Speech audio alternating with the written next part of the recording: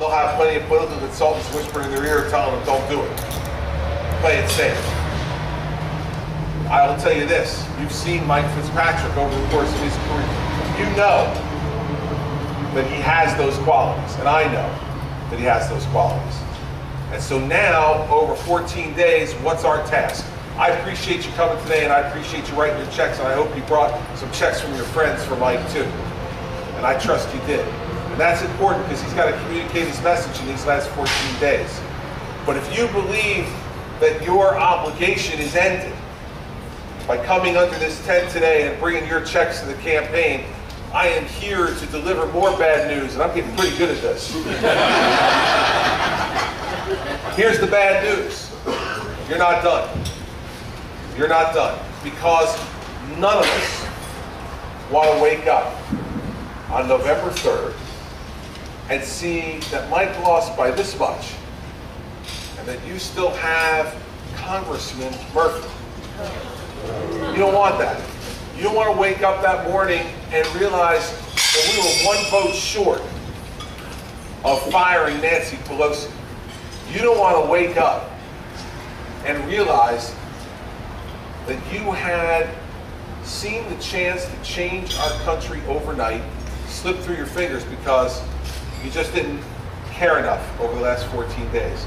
This election is going to be won in the next 14 days. Mike has worked hard enough to put it in position to win over the next 14 days, but he's not going to win it on his own in the next 14 days, and that's why I'm here. I'm here to say to all of you who believe that running against an incumbent is an impossible task, that believe that running uphill in this kind of race is going to be too hard, that it can't ultimately happen because the money will win out and the incumbency will win out. Remember this, a year ago right now, 14 days out from our election in New Jersey, our polls were an absolute dead heat between me and John Corzine. He was the incumbent. We have 700,000 more Democrats than Republicans in New Jersey. John Corzine outspent me 3-1 with $30 million of his own money. We had not elected a Republican statewide in 12 years, and we still have not elected a Republican United States Senator since 1972. Now, those look like long odds, and they were. But over the last 14 days in New Jersey, people like you decided, no, we're not giving it to this. We are going to work hard every day. So I need you to go to the phone banks, even if you've never done it in your life before. Don't be scared, it'll be fine. Go to the phone banks and get on the phones and call the folks that need to be called to be reminded. Go door to door, put up yard signs, do the things that you need to do. Make sure that no matter where you are, you've all got these great Fitzpatrick stickers on today. Wear those things. And when you're at the church parking lot or in the supermarket, when you're picking your kids up from school, you need to look at the people next to you and explain to them. Because, you know, a lot of these folks, they care deeply about their country, but these economic times have put a tremendous burden on them. It's not that they don't care, it's just that the things that life has dealt them doesn't give them the time to focus on politics. They want to vote, but they want to vote responsibly. All they need is one of you, a friend, a neighbor, a relative, a business colleague, a parent at your children's school, to look at them and say, hey, you know what? I met this guy. I met Mike Fitzpatrick. I've looked him in the eye. I've taken the measure of him. And I support him, and I'm going to vote for him, and you should too. That person-to-person contact over the last 14 days is going to be what determines this election. And so here's the deal I'll make with all of you. I don't want to have to come back here.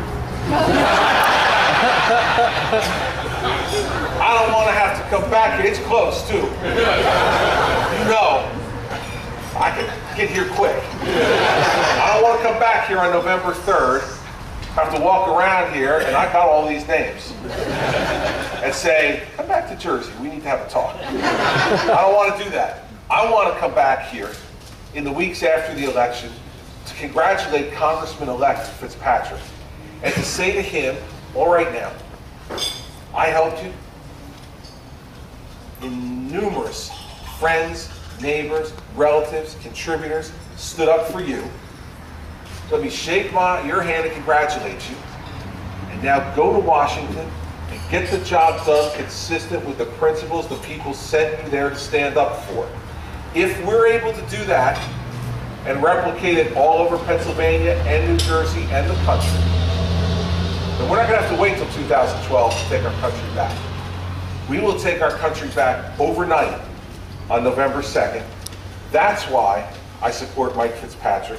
That's why I need you to spend every spare minute you have over the next 14 days working to send this guy back to Congress, because there's one thing I can guarantee you for sure. If you elect Mike Fitzpatrick to Congress on November 2nd, he will always make you proud. Always.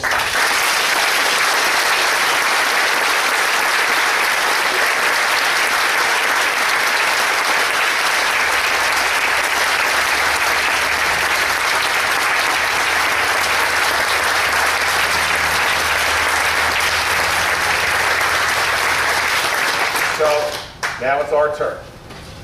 He's going to keep working. It's our turn. It's our turn to go and make it happen.